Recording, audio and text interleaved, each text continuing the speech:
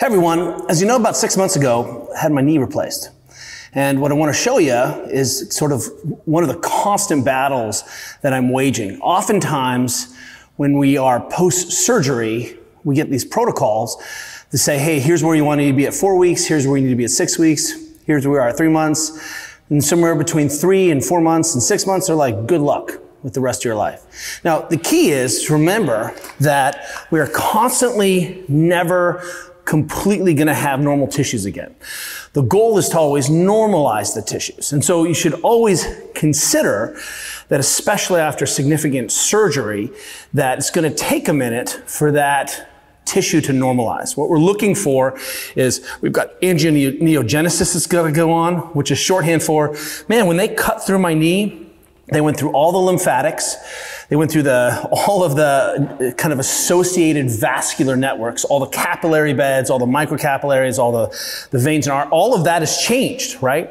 So what I want to talk about is if you are post-surgery, it's still going to be on you to progressively overload the tissues the way we still train every person who comes in is trying to progress, but that the limb and the joint and the tissues are still going to lag behind. So it's like you have, one car, one leg, it's a Ferrari, one leg is like a Yugo. And if you're not old enough to get that reference, well, I'm not talking to you.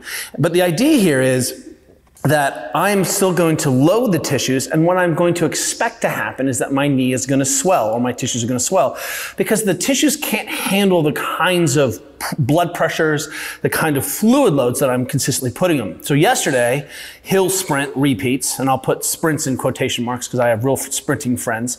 And then I came back in the afternoon and I did a power clean to front squat, right, combo, and lo and behold, look what's happening today.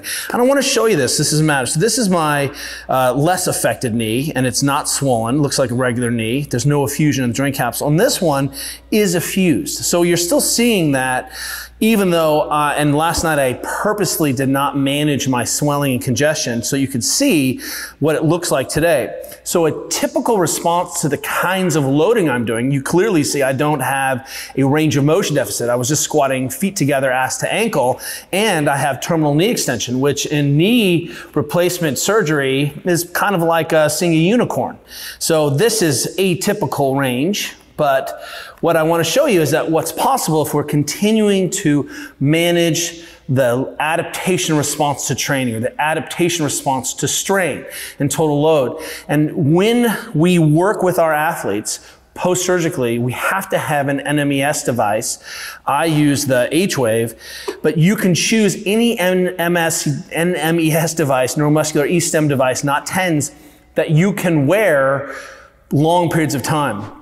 Because as I've talked about before, for me, sometimes because I'm not in a sort of post-surgical world, I don't have time to get off my leg during the day. I don't have time to do a lot of decongestion.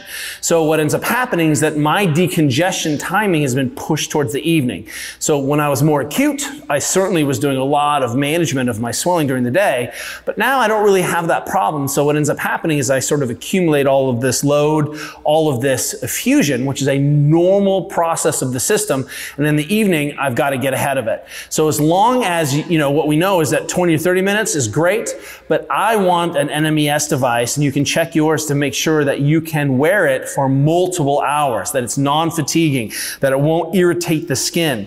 And what ends up happening is that I'm able to tap in to this time period where I can, in the evening, throw the pads on, start to decongest, and get ahead so that tomorrow I'm not limited by the effusion in the knee. Because the goal, again, is constant exposure. So once you're post-surgical, what you'll see is that most protocols really end at 3 months. And really you're discharged and starting to return to sport in 6 months. All the research supports that early ACL return to play before a year really increases the likelihood of additional trauma.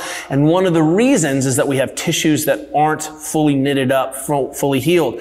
And what we tend to see is in our athletic populations in traditional surgical management that all of the special secret sauce stops, and that athletes are sort of left on their own and their tissues are congested. So when people show up in our clinic, in our gym with swollen joints, even though they're 6 months out, for us we're saying, hey, what we're having is an an adaptation error.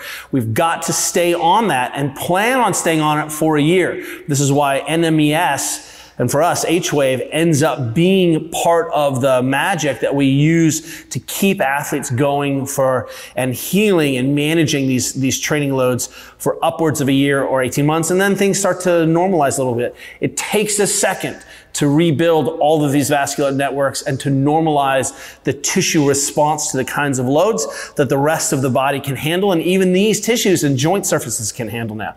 So keep in mind, if this is you and you're swelling after surgery, totally normal, just go ahead and make sure that you have a plan to address it so it doesn't start to back up and slow you down.